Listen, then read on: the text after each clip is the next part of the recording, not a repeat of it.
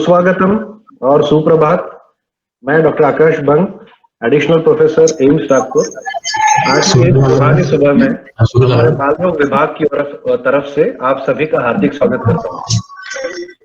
दोस्तों, एम्स नागपुर बाल रोग विभाग में हम हमेशा से ये मानते आए हैं कि सेवा या पेशेंट केयर जितनी इंपॉर्टेंट है, जितनी जरूरी है, शायद उतनी ही या उससे भी ज्यादा सशक्तिकरण या एम्पावरमेंट जिसको हम कहते हैं वो जरूरी होता है। एक चाइनीज कहावत है कि अगर आप किसी को एक मछली देते हैं तो आप उसका एक दिन के लिए पेट भरते हैं। अगर आप किसी को मछली पकड़ना सिखाते हैं तो आप उसका जिंदगी भर के लिए पेट भरते हैं। ये कहावत हमें हमेशा याद आती है। मरीज जब अस्पताल आता है तब तो डॉक्टर उसको देखेगा ही, पर अपने घर में रहते हुए मरीज खुद की किस तरह से बेस्ट तरीके से देखभाल कर सकता है, किन बातों का ख्याल रख सकता है और कौन से लक्षण दिखने पर अस्पताल जाने की आवश्यकता है, इन सारी बातों में मरीज का शिक्षण हो ताकि उनका सशक्तिकरण हो, ये हम सब की कोशिश रही है और यही बाल रोग विभाग का हम सब का ध्येय और उद्देश्य भी है। पिछले साल आपको याद होगा नवंबर में जब हमने दिव्यांग बच्चों के पालकों के लिए कार्यक्रम रखा, तब हमें ये रियलाइज हुआ कि एक बहुत बड़ा पालक वर्ग ऐसा है जो मस्कुलर डिस्ट्रॉफी के बच्चों का पालक वर्ग है। तब से हमारे दिल और दिमाग में इस तरह का एक सेमिनार आयोजित करने की इच्छा बड़ी प्रकर्षित थी। ऐसा प्लेटफॉर्म या ऐसा एक मंच जहां से एक ही मंच से अलग अलग स्पेशलिटी के डॉक्टर्स इस सशक्तिकरण में अपना योगदान दें। तो आज इस कार्यक्रम का सूत्र संचालन करते हुए मुझे बहुत खुशी हो रही है। इस सारे सेमिनार के कल्पना के पीछे जिनकी प्रेरणा, जिनका आधार रहा है, बाल रोग विभाग की विभाग प्रमुख प्रोफेसर डॉक्टर मीनाक्षी गिरीश, उन्हें मैं आमंत्रित करना चाहूंगा कि वे इस कार्यक्रम का उद्घाटन करें एवं कार्यक्रम की प्रस्तावना रखें। Doctor Meenakshi please. Thank you so much, Dr. Akash. I am extremely happy that we are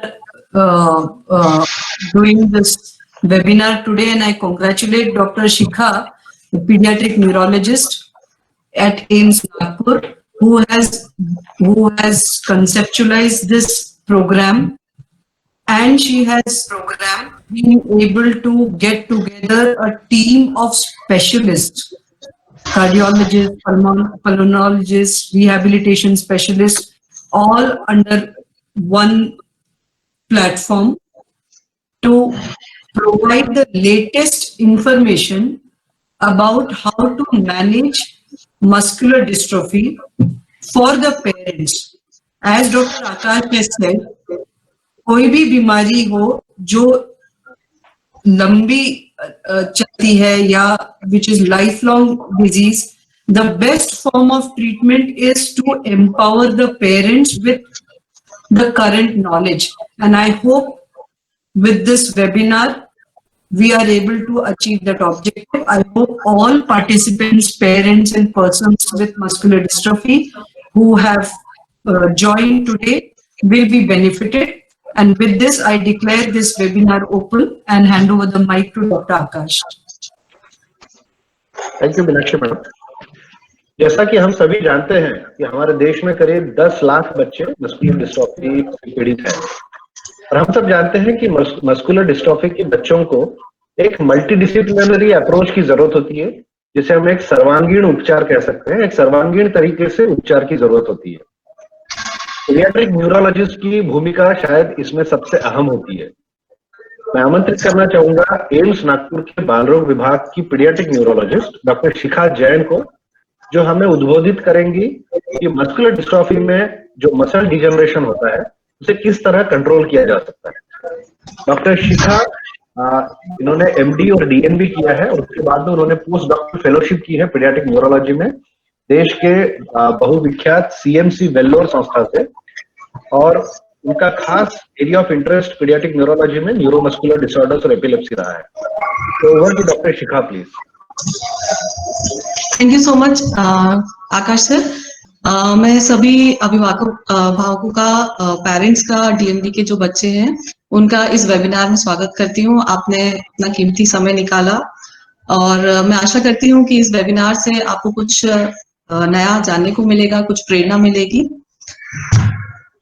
तो अधिकतर जो पेरेंट्स मेरे पास आते हैं वो डीएमडी के बारे में जानते हैं, पर वो ये उनके मन में ये रहता है कि क्या इसका कुछ इलाज अवेलेबल है, क्या ये पूरी तरीके से ठीक हो सकता है। तो मैंने सोचा कि आपको ये बताना चाहती हूँ कि अभी करंट में क्या क्या ट्रीटमेंट डीएमडी के अवेलेबल है, उनके क्या ऑप्शंस हैं, एंड आई होप कि उससे आपको कुछ फायदा हो। तो बेसिकली दो तरीके से डीएमडी का उपचार होता है। एक तरीका तो ये है कि जैसा हम जानते हैं कि डीएमडी एक ऐसी बीमारी है जिसमें मांसपेशियां या मसल्स में डिस्ट्रोफिक प्रोटीन की कमी हो जाती है। इसकी वजह से मसल्स धीरे धीरे शिथिल पड़ने लगते हैं, कमजोर पड़ने लगते हैं, और बच्चे जो है वो चलने उठने बैठने में असमर्थ हो जाता है और व्हील चेयर पे आ जाता है।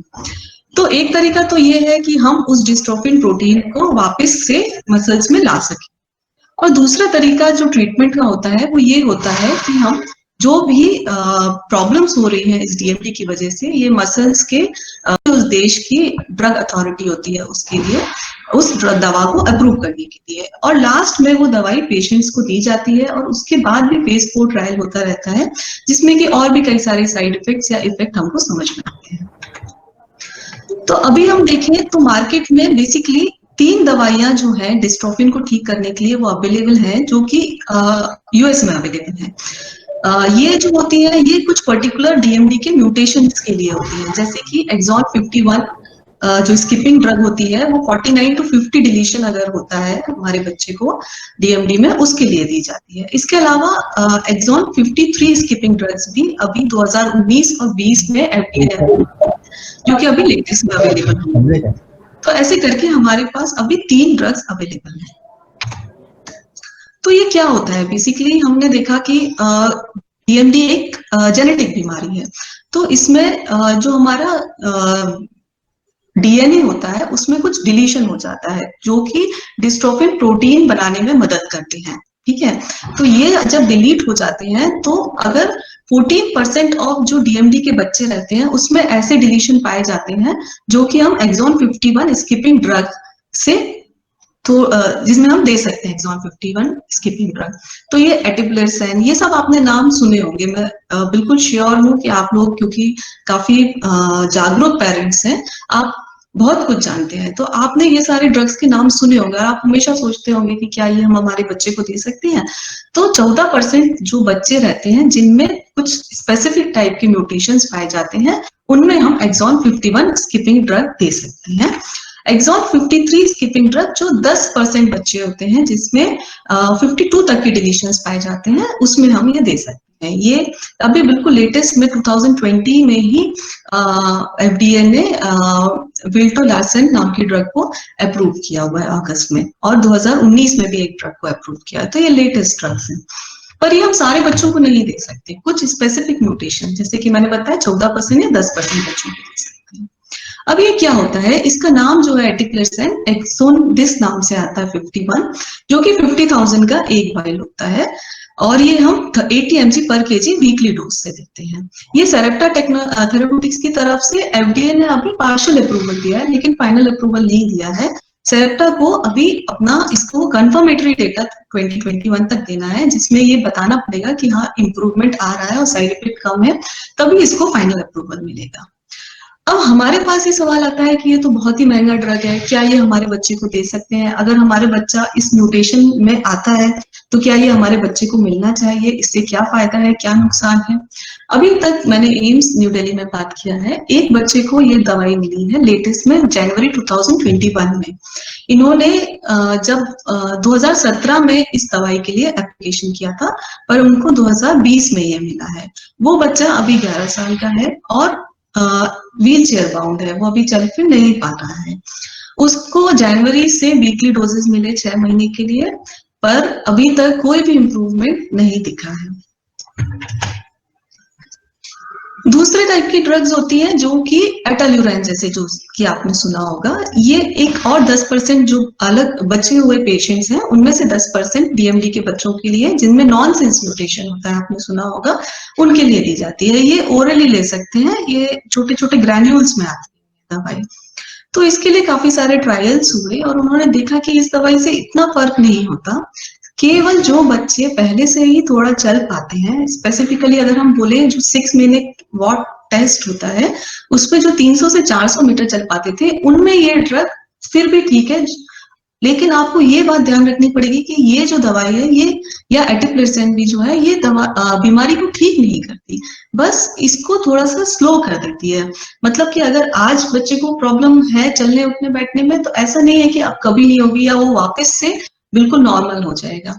बस ये है कि ये बीमारी जो है वो थोड़ा स्लो हो जाएगी, धीरे धीरे प्रोग्रेस करेगी। एटेल्यूराइन जो है वो एफडीए से अभी तक अप्रूवल नहीं मिला है। उन्होंने 2 बार अप्लाई किया पर दोनों बार ही नहीं मिला। ये साउथ कोरिया और यूरोप में मिलती है। अभी इसका एक और ट्रायल चल रहा है जो कि लेटेस्ट है और 2023 में कंप्लीट होने वाला है। इसमें ये और इसके साइड इफेक्ट और सेफ्टी प्रोफाइल देखेंगे। अब हम बात करें कॉस्ट की, तो एटिप्लेसेंट लगभग अगर हम एक 30 किलो के बच्चे को देते हैं तो लगभग 5.5 करोड़ पर ईयर इसका खर्चा आता है। और एटेल्यूराइन अगर हम 30 किलो के बच्चे को देते हैं तो ये 1.5 से 2 करोड़ पर साल, हर साल इसका खर्चा आता है। पर हमको सबसे जरूरी बात ये समझनी होगी कि ये दवाइयां बीमारी को बिल्कुल ठीक नहीं कर सकते, ये सिर्फ बीमारी को स्लो कर सकते। तो हमको इस चीज से दुखी नहीं होना है कि हम इतना खर्चा नहीं कर सकते या हमारे पास इतना साधन नहीं है तो हम अपने बच्चे को ट्रीटमेंट नहीं दे पा रहे, ऐसा बिल्कुल भी नहीं है। ये जो दवाइयां हैं ये अभी खुद ही ट्रायल फेज में है, इनका कोई भी प्रूवन इफेक्ट नहीं है और ऐसा नहीं है कि ये सब बच्चों के लिए ठीक है या इससे बच्चा जो चल फिर नहीं पा रहा है वो दौड़ने लगेगा, ऐसा बिल्कुल भी नहीं है। तो जो एक गिल्ट पेरेंट के मन में होता है कि हम ये ट्रीटमेंट नहीं कर पा रहे हैं क्योंकि बहुत महंगा है या हमारे पास अवेलेबल नहीं है, तो ऐसा बिल्कुल भी ना सोचे। ऐसा कुछ भी नहीं है कि इससे ठीक हो जाएंगे, बस ये अभी ट्रायल में है और हम उम्मीद कर सकते हैं कि आगे ऐसी दवाइयां आएंगी जो कि पूरी तरीके से बीमारी को ठीक कर पाएंगी। लास्ट में पेरेंट्स पूछते हैं जीन थेरेपी। जीन थेरेपी अभी बहुत इनिशियल फेजेस में है, जिसमें कि हम एक नॉर्मल जो जीन हमारा चला डिफेक्टिव है वो हम एक वायरस के थ्रू बच्चे के शरीर में डालते हैं और हम ये कोशिश करते हैं कि ये जो जीन हम डाल रहे हैं वो जो डिफेक्टिव जीन है उसको रिप्लेस करके एक फंक्शनल जीन बना पाएगा, जिससे कि हमको एक फंक्शनल डिस्ट्रोफिन प्रोटीन मिल पाएगा। जीन थेरेपी जैसा कि आप देख सकते हैं अभी सिर्फ फेज 1 या 2 ट्रायल में है, मतलब कि अभी बहुत पीछे है। अभी इसमें पेशेंट्स तक आने के लिए समय लगेगा, लेकिन ये सब चीजें चल रही हैं और लोग इनके लिए कोशिश कर रहे हैं। हम उम्मीद करते हैं कि जल्द से जल्द जीन थेरेपी आ पाए ताकि हम बीमारी को जड़ से ठीक करने की कोशिश कर पाए। स्टेम सेल थेरेपी के लिए भी कई सारे पेरेंट्स के मन में सवाल होते हैं। स्टेम सेल थेरेपी एक्चुअली एक अच्छी थेरेपी है जिसमें थ्योरेटिकली या फिर लैब में हम ऐसा कह सकते हैं कि हम एक सेल को ऐसा पावर दें कि वो शरीर में जाके मसल बन जाए और एक बेहतर मसल बने जिसमें डिस्ट्रोफिन प्रोटीन हो। पर रियल में जब हम उनको अप्लाई करते हैं तब हर उसमें ऐसा नहीं हो पाता है। कई सारे पेरेंट्स स्टेम सेल थेरेपी के नाम पे कई सारे पैसे खर्च करते हैं और यहाँ वहाँ परेशान होते हैं। तो मैं आपको बताना चाहती हूँ कि अभी स्टैंडर्ड थेरेपी नहीं है, इसके लिए आप ना परेशान हों और अपने पैसे ना बर्बाद करें, क्योंकि अभी ये स्टैंडर्ड थेरेपी नहीं है डीएमडी के ट्रीटमेंट के लिए। पर हाँ, फ्यूचर पॉसिबिलिटीज है, हो सकता है फ्यूचर में, अभी ऐसा काम भी चल रहा है, ऐसे स्टेम सेल्स आए जिनको कि हम एक्चुअल में ट्रांसप्लांट करें और वो जाके मसल को रिप्लेस कर पाए। तो अब हमारे पास क्या है? हमारे पास ये है कि अभी जो बीमारी है हम उसको जितना भी हो सके कंट्रोल कर पाए, है ना। तो उसके लिए क्या है, अगर आप देखेंगे कि अभी तक जितने भी ड्रग्स अवेलेबल हैं उसमें से सिर्फ स्टेरॉइड ऐसी ड्रग है जो कि पेशेंट्स तक जा पा रही है और जो कि मसल में होने वाले इन्फ्लेमेशन को कम कर पा रही है। अगर मैं आपको बोलूं कि कौन सी ड्रग अवेलेबल है तो वो मैं कहूंगी स्टेरॉइड। स्टेरॉइड मतलब प्रेडनिसोलोन, जो कि बेहद सस्ती दवाई है, 1-2 रुपए में आ जाती है। लेकिन मैंने देखा है कि पेरेंट्स वो नहीं देते अपने बच्चों को, क्योंकि जबकि वो इजीली अवेलेबल है और उसका प्रूवन इफेक्ट है जो कि कई सारे बच्चों में सालों से यूज किया जा चुका है डीएमडी के बच्चों में। और इसका प्रूवन इफेक्ट है कि अगर 5 साल से पहले अगर हम देंगे तो इसमें जो बच्चे का फंक्शनल डिक्लाइन होता है वो काफी कम हो जाता है 5 साल की उम्र से पहले हम स्टार्ट करेंगे। पर फिर भी जो ड्रग हमारे पास अवेलेबल है हम उस पर ध्यान ना देके जो ड्रग्स अवेलेबल नहीं है, जिनके इफेक्ट भी प्रूवन नहीं है, हम उनकी तरफ भागते हैं। मेरी आपसे एक ही रिक्वेस्ट है कि आप प्लीज ये इस दवाई पे भी ध्यान दीजिए। अगर आपको कोई भी के बारे में शंका है, आपको ऐसा लगता है इसके साइड इफेक्ट होते हैं, जी हाँ बिल्कुल इसके साइड इफेक्ट होते हैं, हर दवाई के साइड इफेक्ट होते हैं, लेकिन हम उनके डोज को एडजस्ट करके उसमें हम देख सकते हैं और हम साइड इफेक्ट को भी मॉनिटर कर सकते हैं। अगर कोई साइड इफेक्ट आता है तो हम डोज को एडजस्ट कर सकते हैं। लेकिन ये एक ऐसी ड्रग है जो कि सालों से डीएमडी के बच्चों को दी जा रही है और कई सारे स्टडीज में ये प्रूव हो चुका है कि ये बहुत बेनिफिशियल है। और अगर हम बिल्कुल माने तो यही एक मेडिसिन है जो कि प्रूवन है।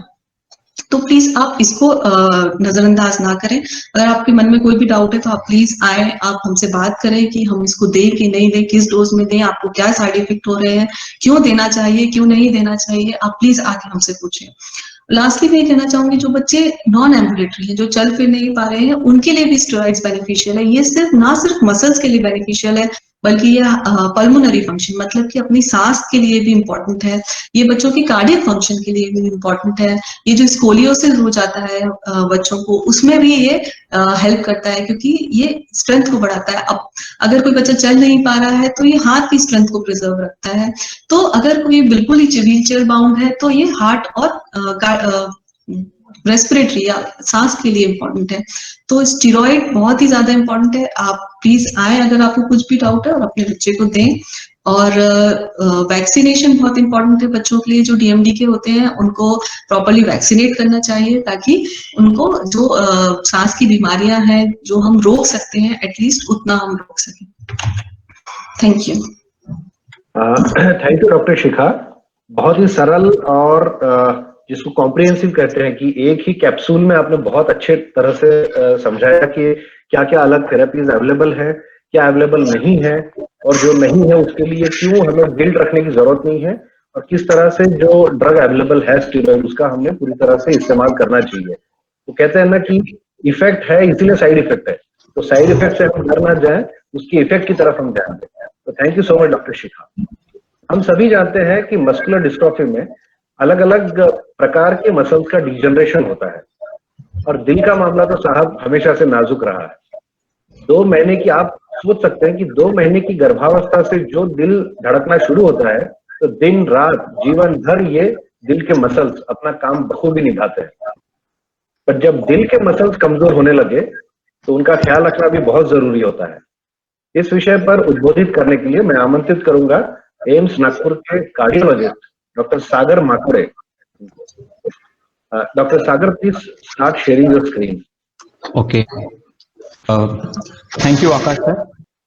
So Dr. Sagar has done his MBBS from KEM Hospital, and he has done his MD in Medicine from AIIMS New Delhi and DM in Cardiology from PGI Chandigarh. And right now he is working as Assistant Professor in Department of Cardiology at AIIMS Nagpur. And his area of interest, as you can see, are from cardiomyopathies and coronary and other interventions. So I think he is the best person to speak on muscular dystrophy related cardiomyopathy and degeneration. Over to Dr. Sagar, please. Okay. Thank you, Dr. Akash sir. And सबको नमस्ते। जैसे कि doctor शिखा ने अभी काफी आपको basic information तो दे दिया, एंड आई एम श्योर आप लोग भी काफी पढ़ते होंगे, वीडियोस भी आप काफी देखते होंगे। तो इसमें मैं कुछ एडिशन करना चाहूंगा जो भी आपको ऑलरेडी पता है, उसमें कुछ चीजें I would like to add. And इस वेबिनार का ये भी एक उद्देश्य है कि आप लोगों को थोड़ा एनकरेज किया जाए, जो भी आपने पढ़ा है, सीखा है, सुना है, उसको आप प्रैक्टिकली अप्लाई करें, एंड साथ ही एक सपोर्ट ग्रुप बनाए सो दैट आपको पता हो कि आपकी तरह कई और पेरेंट्स भी है जो अपने बच्चों की अच्छी केयर कर रहे हैं, so that will encourage you. जैसा हमें पता है ये एक मसल की बीमारी है, स्नायु की बीमारी है। इसमें एक्सटर्नल मसल्स का तो सबको पता होता है कि मसल्स कमजोर होते जाते हैं, बट इसमें एक चीज जो होती है, जैसा हार्ट होता है हमारा, हार्ट दिल का और जो बाहर के मसल, उन दोनों का स्ट्रक्चर काफी हद तक सेम होता है।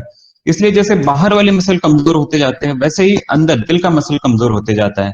एंड बाहर वाला तो काफी एविडेंट होता है, हमें दिखता है, बट अंदर जो दिल का जो मसल वीकनिंग होता है वो हमें नहीं दिखता है। और इसमें एक अनफॉर्चुनेट चीज ये है कि लेट स्टेजेस तक पता नहीं चलता, एंड जब प्रॉब्लम लेट हो जाता है, सीवियर हो जाता है, उस टाइम पे हम ज्यादा कुछ कर भी नहीं सकते। तो ये एक प्रोग्रेसिव कार्डियोमायोपैथी है, जिसे हम कार्डियोमायोपैथी कहते हैं, जो माइल्ड टू सीवियर होता है। और हमारा ये इसमें कोशिश होता है कि माइल्ड स्टेज में ही हम लोग इंटरवेन करें, और इवन माइल्ड से भी पहले इंटरवेन करें। आज हम आजकल की तारीख में अगर हम देखा जाए तो बाकी जैसा मसल वीकनेस के लिए हमारे पास काफी स्प्लिंट्स है या रेस्पिरेटरी केयर के लिए डिवाइसेस है, तो इन सब के चलते चलते जो लीडिंग कॉज है जिससे बच्चे दम तोड़ते हैं, जिससे जाने जाती है, वो हार्ट ही है। सो हार्ट फेलियर और हार्ट अरिथमिया होके कार्डियक अरेस्ट हो जाता है, तो वो एक लीडिंग कॉज है। तो ये जो एक टॉपिक है, ये काफी नेग्लेक्टेड टॉपिक है, इसके ऊपर ज्यादा ध्यान नहीं दिया जाता है, एंड जो कि ये काफी इंपॉर्टेंट है। सो अगर आपके मन में ख्याल है कि ये क्या हमारे बच्चों को हार्ट का इन्वॉल्वमेंट हुआ है, तो ये जो आंकड़े हैं ये आपको बताएंगे। अगर आपका बच्चा 18 साल से बड़ा है तो तकरीबन ये पाया गया है कि सभी बच्चों में अराउंड 100% बच्चों में हार्ट इन्वॉल्व होता है। अगर 14 से 18 के बीच में अगर कोई बच्चा है तो तकरीबन 50% के बच्चों में ये इन्वॉल्व हो जाता है, और लेस देन 14 ईयर्स का है तो 1/3 पेशेंट में इन्वॉल्व हो जाता है। सो काफी हमें जरूरी हो जाता है कि हम दिल के लिए इस चीज के ऊपर फोकस करें। तो इसमें सबसे जरूरी चीज क्या होती है, हमारा गोल क्या होता है? हमारा इसमें उद्देश्य यही होता है कि अर्ली स्टेजेस में इसे पकड़े, बिकॉज जब लेट हो जाता है, दिल का फंक्शन कम हो जाता है, उस टाइम पे हमारे पास ज्यादा ऑप्शंस नहीं रहते हैं। बट अगर हम अर्ली स्टेजेस में अगर इसको पकड़े, इसका ट्रीटमेंट शुरू कर दे, तो कार्डियक आउटकम जो जिसे हम कहते हैं कि मोर्टेलिटी हो, जान जाना है, इसको हम कम कर सकते हैं। और इम्पोर्टेंटली क्वालिटी ऑफ लाइफ के ऊपर हम थोड़ा सा फोकस कर सकते हैं। हमें पता है वैसे ही बच्चों की क्वालिटी ऑफ लाइफ काफी पुअर होती है, बिकॉज वो मूवमेंट्स नहीं कर सकते, और उसमें अगर आप सोचिए हार्ट भी अगर इन्वॉल्व हो जाए तो ये और भी ज्यादा वर्सन हो जाता है। सो क्वालिटी ऑफ लाइफ थोड़ा बहुत हम इम्प्रूव कर सकते हैं। इसका हमारा और भी उद्देश्य होता है कि जो ऑनसेट है, जिस टाइम पीरियड में दिल का प्रॉब्लम शुरू हो, उसे थोड़ा सा डिले किया जाए, और हार्ट फेलियर है उसे थोड़ा डिले किया जाए। अगर 25 साल की उम्र में अगर हार्ट फेल होना है, तो अगर हम 15 साल की उम्र में होना है, तो अगर वो 25 में हो तो हमें वो हमारे लिए विन विन सिचुएशन होगी। बट अगेन जैसा मैंने कहा, ये इशू के ऊपर इतना ज्यादा ध्यान नहीं दिया जाता। इसका रीजन ऐसा है कि इसके सिम्टम्स काफी लेट स्टेजेस में आते हैं। अगर मैं सिम्टम्स की बात करूं तो ये यहाँ पे मैंने पिक्चर में दिखाया है, जैसे ये नॉर्मल हार्ट है और ये जो सेकंड है वो डायलेटेड कार्डियोमायोपैथी, मतलब जो इन बच्चों में जो हार्ट होता है उसके वॉल्स थिन होते जाते हैं, प्लस साथ ही में साइज भी बढ़ता है। तो इसमें एक अनफॉर्चुनेट चीज ये होती है कि अर्ली स्टेजेस में हम पकड़ नहीं सकते। क्यों पकड़ नहीं सकते? बिकॉज हमें पता है कि एक बच्चे वैसे व्हील चेयर बाउंड या बेड बाउंड होते हैं, ऐसे में कोई एक्टिविटीज ज्यादा करते नहीं है। तो दैट्स वाई अगर नॉर्मल कोई बच्चा है तो खेलता है, कूदता है, दौड़ता है, तो उसे अर्ली स्टेजेस में हमें पता चल सकता है कि हाँ, हार्ट का कोई प्रॉब्लम तो नहीं है। बट इन बच्चों में ये ऐसा होता नहीं है, और ये जब दिल का फंक्शन काफी कमजोर हो जाता है, 20% 25%, उसी टाइम पे हमें पता चलता है। तो इसके अगर कुछ हम लक्षणों की बात करें तो कुछ लक्षण ऐसे है कि सांस फूलना, ब्रेथलेसनेस, ये सबसे इंपॉर्टेंट लक्षण होता है। हो सकता है सांस बाकी प्रॉब्लम से भी फूले, पर अगर आपने बच्चे में ऐसा नोटिस किया कि सडनली वर्सनिंग हो गया है, सडनली सांस लेने में दिक्कत ज्यादा हो रही है, तो हमें ये सस्पेक्ट करना पड़ता है। सांस लेने के साथ साथ बच्चों को खांसी भी आती है, और उसमें पिंकिश स्पुटम भी आता है, बलगम आता है, जो पिंकिश होता है और बबली होता है, उसे हम पिंक फ्रॉथी स्पुटम कहते हैं। दूसरे सिम्टम्स जो हो सकते हैं वो होते हैं शरीर पे सूजन आना, जैसे कि फेस पे सूजन आ गया है, नेक में उनके वेन्स काफी प्रोमिनेंट हो जाते हैं, कई बार एब्डोमेन में स्वेलिंग आ जाती है, पैरों पे स्वेलिंग आ जाती है, एब्डोमेन में पेन भी होता है। तो ये कुछ लक्षण होते हैं। कई बार ऐसा होता है कि दिल जो कमजोर हो जाता है वो बीच बीच में रुक जाता है, जैसा जब भी कोई सडन कार्डियक अरेस्ट होता है या दिल रुक जाता है, उसके पहले हमें कुछ वार्निंग साइंस मिलते हैं। वार्निंग साइंस ऐसे होते हैं कि हार्ट जो है टेम्परेरी स्टॉप होता है, उसके चलते हमें डिजीनेस या फिर लॉस ऑफ कॉन्शियसनेस देखने मिल सकता है। तो ऐसे अगर कोई लक्षण आते हैं तो उसे बिल्कुल निग्लेक्ट ना करें।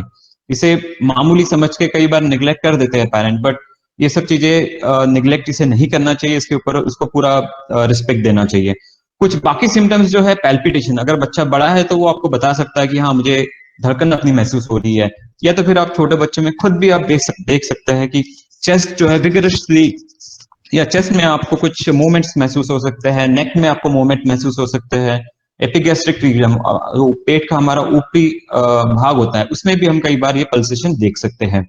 फटीग एक सिम्टम्स है, वैसे ही बच्चों में वीकनेस होती है, बट कई बार ऐसा होता है कि जो ट्रेंड होता है वो सडनली डाउनहिल ट्रेंड हो जाता है, सडनली वर्सन हो जाता है बच्चा, फटीग सडनली बढ़ जाता है, तो हो सकता है ये हार्ट फेलियर के लक्षण हैं। जैसे कि ये और कुछ लक्षण जो है, जिसमें एब्डोमिनल पेन हो गया, उल्टी आना, स्लीप में डिस्टरबेंस होना, ये कुछ सिम्टम्स भी आ सकते हैं। तो इसमें एक चीज मैं और बताना चाहूंगा कि ये हर बार ऐसा नहीं होता है कि बाहर को बच्चों को अगर बाहरी वीकनेस है तो अंदर दिल भी वीक हो, या उसके उल्टा भी हमेशा ट्रू नहीं होता है। कई बार बाहर जो एक्सटर्नल वीकनेस नहीं होती है पर हार्ट इन्वॉल्व हो जाता है। इसलिए ये जरूरी हो जाता है कि अगर बच्चे को कोई सिम्टम भी नहीं है फिर भी बच्चे को कार्डियक पॉइंट ऑफ व्यू से स्क्रीन किया जाए। तो इसमें यही एक अनफॉर्चुनेट चीज है कि हमें लेट स्टेजेस तक पता नहीं चलता है और उसके बाद फिर ज्यादा हमारे पास ऑप्शंस रहते नहीं है। इसलिए हमारा कोशिश यही होता है कि अर्ली स्टेजेस में इसे पकड़े। इसके लेट स्टेजेस में फिर हार्ट फेल होके या फिर धड़कन में गड़बड़ी होके दिल रुक जाता है, that is the end of life. तो इसको हम प्रिवेंट कैसा करें? प्रिवेंशन में हार्ट फेलियर प्रिवेंट करना है हमें, तो मोस्ट इंपॉर्टेंट फैक्टर होता है अर्ली डायग्नोसिस। तो उसके लिए हम जो बच्चे हैं जिनको कोई सिम्टम्स भी नहीं है उनको भी हम स्क्रीन करते हैं। जो कॉमनली सबसे कॉमनली यूज इन्वेस्टिगेशन है वो इकोकार्डियोग्राफी है। आप अपने बच्चों को अगर कार्डियक इवैल्यूएशन नहीं हुआ है तो यहाँ लाके आप इको वगैरह करा सकते हैं। एमआरआई का फैसिलिटी भी हम जल्दी शुरू करने वाले हैं, तो echo we are doing echo now. तो इसमें जो नॉन इन्वेजिव इमेजिंग है, जिसमें मैंने बताया आपको इको और एमआरआई दो इन्वेस्टिगेशन होते हैं जो हमें बच्चों में करने पड़ते हैं, और ये रेगुलरली हर साल इसको रिपीट करना होता है हमें। बच्चे में कोई सिम्टम्स नहीं है फिर भी हमें ये सब इन्वेस्टिगेशन करने पड़ते हैं। अगर बच्चा छोटा है तो हम इको करते हैं, या फिर 6 या 7 साल से बड़ा है तो कई बार हम एमआरआई भी उसको एडवाइस करते हैं, बिकॉज ऐसे बच्चों में कई बार होता है कि इको से इमेज क्लियर नहीं होती, बिकॉज उनके पोस्चरल एब्नॉर्मलिटीज भी आ जाते हैं बच्चों में, तो उसके चलते हुए अगर इसके हम प्रिवेंशन का और एक तरीका माने तो अगर आपके फैमिली में ऑलरेडी कोई इन्फेक्टेड है तो उसको हम जब बच्चा मदर के पेट में है उस टाइम पे ही हम या तो फ्लूइड लेके या फिर थोड़ा सा टिश्यू लेके टेस्टिंग कर सकते हैं। तो वो तरीके भी है जो आप यूज कर सकते हैं, इसे हम हेमनियोसेंटेसिस या कोरियोनिक विलस सैम्पलिंग कहते हैं। उसके बाद कमिंग टू ट्रीटमेंट, हम ट्रीटमेंट क्या करें? तो इसमें सबसे इंपॉर्टेंट चेंजेस जो अभी रिसेंटली गाइडलाइंस में आए, पहले ऐसा कहा जाता था कि अगर बच्चा अगर 10 साल से नीचे है तो हर 2 साल में एक बार कार्डियक इन्वेस्टिगेशन सारे कर लेने चाहिए। बट अभी ये मानना जो है काफी बदल गया है, बिकॉज ऐसा देखा गया है कि हार्ट का इन्वॉल्वमेंट है तो 10 साल से पहले भी होता है, और अर्ली अगर हम ट्रीटमेंट शुरू कर दे तो प्रोग्नोसिस जो है आउटकम अच्छे रहते हैं।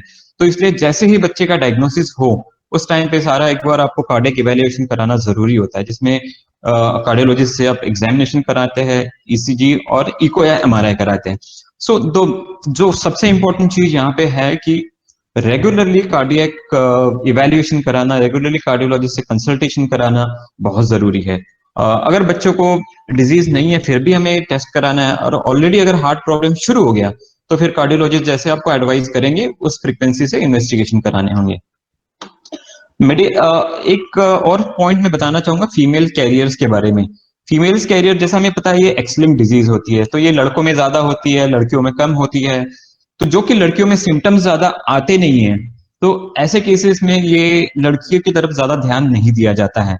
अगर आपको लग रहा है कि आपके फैमिली में किसी लड़की को है या फिर और कोई रिश्तेदारों को डिजीज है, तो ऐसे में लड़कियों को स्क्रीन कराना बहुत जरूरी है। बिकॉज आप समझ सकते हैं कि लड़की अदरवाइज हेल्दी है, बाहर का मसल का कोई इन्वॉल्वमेंट नहीं है, पर आप सोचिए अगर हार्ट ही प्रॉब्लम करना शुरू करे तो कैसा हो, है ना? तो इसलिए फिर जो फीमेल कैरियर्स है उनको भी स्क्रीन कराना बड़ा जरूरी होता है। अगर जब भी आपको पता चले उस टाइम पे तो एक बार इन्वेस्टिगेशन कराना ही है, और उसके बाद हर 3 से 5 साल में एक बार कार्डियक एमआरआई या इको आपको कराना जरूरी है। फीमेल्स के लिए ज्यादा जरूरी हो जाता है, बिकॉज अदरवाइज वो एक नॉर्मल लाइफ जी सकते हैं अगर हार्ट में कोई इशू ना हो तो। अगर हम ट्रीटमेंट की बात करें तो जैसा मैडम ने हमें ऑलरेडी बताया है, स्टेरॉइड्स और बाकी जो मेडिकेशन अभी है वो तो हमें देने ही देने हैं। उसके अलावा हम क्या ट्रीटमेंट करें? अगर हमें पता है कि बच्चे में हार्ट का प्रॉब्लम शुरू हो तो उसके लिए हम हार्ट के मेडिसिन तो डेफिनेटली शुरू कर देते हैं। पर अगर ऐसा सिनेरियो है जहाँ पे हार्ट नॉर्मल है फिर भी हम 10 साल की उम्र में एक जो दवाई होती है जिसे हम एस इनहिबिटर या एआर भी कहते हैं वो शुरू कर देते हैं। ये इसलिए बिकॉज हमें पता है कि इवेंचुअली हार्ट तो इन्वॉल्व होना ही होना है, और जितने जल्दी जितने अर्ली हम लोग मेडिकेशन शुरू कर दें उतना प्रोग्नोसिस अच्छा होता है।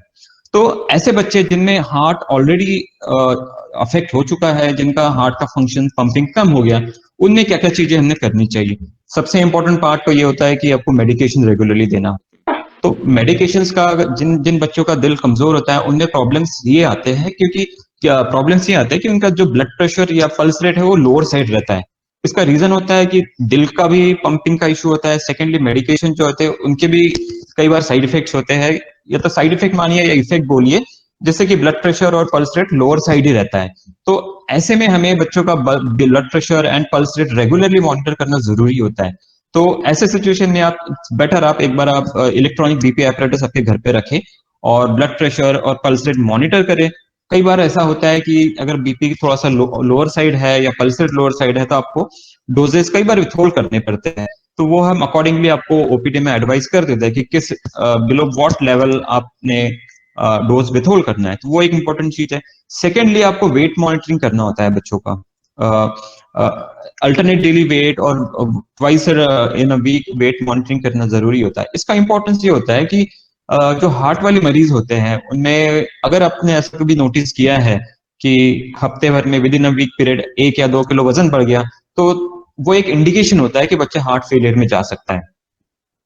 सो अगर आपने कभी ऐसा वेट मॉनिटरिंग पे नोटिस किया है कि वजन बढ़ गया, तो ऐसे में फिर आपको डॉक्टर को कंसल्ट करना जरूरी होता है। एक इम्पोर्टेंट पॉइंट ये भी होता है कि ऐसे जो बच्चे और इवन एडल्ट जिनका दिल कमजोर है, उनमें पानी और नमक हम ज्यादा क्वांटिटी में दे नहीं सकते। ऐसे कई कई सारे मिथ्स होते हैं या लोगों में ऐसी धारणाएं होती है कि ज्यादा पानी पिलाओ सारी अशुद्धियां निकल जाएगी। तो ये हार्ट के पेशेंट्स में ये ट्रू नहीं होता है, बिकॉज जैसे हम ज्यादा पानी पीते हैं तो उससे हार्ट के ऊपर प्रेशर बढ़ जाता है और हार्ट फेलियर हो सकता है। तो ये एक सिनेरियो होता है, ये पिक्चर होता है जहाँ पे आपको पानी से थोड़ा सा बच के रहना पड़ता है। एग्जैक्टली बच्चों को कितना पानी और कितना फ्लूइड देना है ये हम आपको अकॉर्डिंग टू हार्ट फंक्शन बताते हैं। तो वो आपको ओपीडी में we can let you know. उसके बाद जो नए हमारे कुछ थेरेपीज आए हैं, नए हार्ट फेलियर के मेडिकेशन भी है, जिसमें सैक्यूबिट्रिल, वैल्सर्टान एक्सेट्रा है, जो हम लोग जैसे पेशेंट में हार्ट का प्रॉब्लम होता है तो वो शुरू कर देते हैं। उसमें मेडिकेशन तो हम सभी पेशेंट में शुरू कर देते हैं, बट कुछ सिलेक्टेड पेशेंट्स के लिए जो नए ट्रीटमेंट थेरेपीज अभी सामने आई है उसमें एक है वेंट्रिकुलर असिस्ट डिवाइस। तो ये जो डिवाइस होता है ये बेसिकली इट्स आर्टिफिशियल पंप होता है जो ऑपरेशन करके चेस्ट में लगा दिया जाता है। बट ये जो बाकी जो मैं चीजें आपको बता रहा हूँ यहाँ पे, ये जो वेंट्रिकुलर असिस्ट डिवाइस हो गया या फिर हार्ट ट्रांसप्लांटेशन हो गया या डिफिब्रिलेटर्स हो गए। डिफिब्रिलेटर बेसिकली एक ऐसा डिवाइस होता है जो हम इनसाइड ही लगाते हैं हार्ट में, वो शॉक देके दिल को शुरू करा देता है। दिल का जो पंपिंग जो बंद हो गया होता है, धड़कन में गड़बड़ी होती है, उसे शुरू कर दिया जाता है। तो ये हम काफी केयरफुली बच्चों को असेस करते हैं, उसके बाद ही ये सब चीजें एडवाइस करते हैं। बिकॉज वी डोंट वांट कि अगर बाकी सिस्टम का इन्वॉल्वमेंट हुआ है, बाकी सिस्टम अगर साथ नहीं दे रहे बच्चे के, तो हार्ट के ऊपर फिर इतना ऑपरेशन करना ये सब हम एडवाइस नहीं करते। तो मेडिकेशन हम सभी बच्चों में शुरू कर देते हैं और कुछ सिलेक्टेड बच्चों में अगर प्रोग्नोसिस अच्छा लग रहा है तो we start all this thing. तो ये सब चीजें जरूरी है हमारे लिए कि हम हार्ट के ऊपर फोकस करें, हार्ट के मेडिकेशन शुरू करें और बच्चे को कुछ एडिशनल ईयर्स हम लोग लाइफ में दें। बिकॉज देखिए ऐसा है कि आने वाला डिकेड है उसमें हम काफी होपफुल है कि कुछ नए ट्रीटमेंट आएंगे और जो है डीएमडी को जो प्रॉब्लम्स है, वीकनेस है, उसे दूर करेंगे। तो बिफोर दैट वी वांट कि बच्चा तब तक सर्वाइव करे, है ना। तो दैट्स व्हाई वी वांट कि अर्ली डायग्नोसिस हो हार्ट का और उसे ट्रीटमेंट शुरू कर दे। सो ये सब चीजें हैं हार्ट के साइड से। आप कभी भी आ सकते हैं हमारे पास और हार्ट के regarding we will guide you people. Thank you very much for listening. Thank you so much doctor Sagar. And I think doctor Sagar ने बहुत ही संक्षेप में और बहुत अच्छे तरीके से ये बात हमको समझाई है कि किस तरह से हमारा ध्यान कई बार बाहरी मसल्स के ऊपर रहता है और हम दिल के मसल्स की तरफ ध्यान रखने की जरूरत है। ये बात शायद भूल जाते हैं या कहीं वो पिछड़ जाती है वो बात। तो दिल का प्रॉब्लम या दिल के मसल्स की कमजोरी कैसे हम पहचान सकते हैं, उसके लिए क्या कर सकते हैं, ये उन्होंने बहुत अच्छी तरह समझा है। एक और बहुत इंपॉर्टेंट बात उन्होंने जो बताई है कि फीमेल कैरियर्स के बारे में हम ना भूलें और उनका भी ध्यान रखें। तो thank you so much doctor Sagar. दोस्तों, दिल की धड़कनें अगर जिंदगी की बीट्स हैं तो उनमें सुरों का रंग भरने का जो काम है वो सांस करती है। तो सांसों की जरूरत भी हमारे लिए उतनी ही है। और जिस तरह से दिल दिन रात काम करता है, सांस लेने की प्रक्रिया भी अत्यंत जीवनावश्यक है और साथ ही में निरंतर चलती रहती है और चलती रहनी चाहिए भी। तो सांस की तकलीफ ना हो, ब्रीदिंग प्रॉब्लम्स ना हो, इसके लिए हम क्या क्या बातें ध्यान रख सकते हैं, इस विषय पर बात करने के लिए मैं आमंत्रित करता हूं डॉक्टर सत्यजीत साहू को, जो एम्स नागपुर में पल्मोनोलॉजिस्ट के तौर पे ज्वाइन हुए हैं। Dr. Satyajit, please start sharing your screen. Thank you doctor Akash sir. सभी पेरेंट्स को मेरा नमस्कार। आज का जो टॉपिक है मस्कुलर डिस्ट्रॉफी के ऊपर, डिशंस मस्कुलर डिस्ट्रॉफी, तो हम लोग का उद्देश्य ये रहेगा कि इस बीमारी की वजह से हमारे फेफड़ों में, रेस्पिरेटरी लंग्स में क्या रेस्पिरेटरी डिस्टर्बेंसेस होते हैं, उस वजह से बॉडी के ऊपर क्या इम्पैक्ट होते हैं और ये बीमारी कैसे लंग्स को अफेक्ट करते हैं।